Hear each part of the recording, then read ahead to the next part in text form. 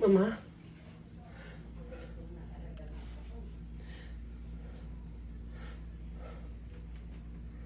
Wala po akong binubulong kay... Wala po akong binubulong kay Sonia. Sabi ko lang, dalawa niya yung... Mama, hindi! Hindi ko kukunin yung anak ni Nena. Wala sa vocabulary kong kumuha na may anak ng may anak. Ang sabi ko lang kay Sonia, kunin niya yung chupon.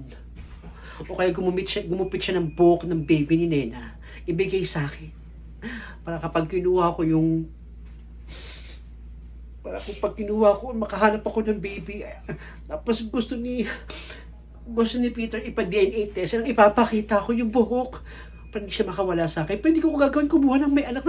Hindi ko gagayahin yung mga laos ng telenovela sa channel, lahat ng channel sa, hindi ako gaya-gaya ng kwento, Mama. Nanakawin ko yung anak ni Nena.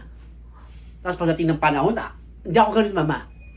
Mas gusto ko pa mag-ampo ng ibang tao. Para ayoko makasakit ng damdamin ng iba.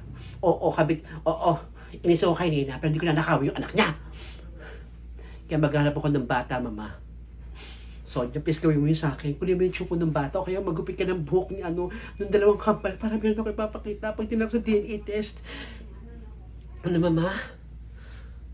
May baby ka na ibibigay sa akin, iampunin ko. Sige na, Mama, please lang.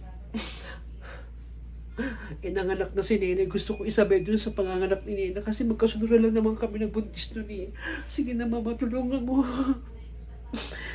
Salamat, Mama. Salamat. Hindi mo talaga ako matitiis, Mama. Sige, Mama, alis na ako. Baka napayaman ako ng mga bro akong biyanan, Mama. Mama, huwag mo na akong pigilan, Mama. Mahal ko talaga si Peter. Pasensya na, Mama.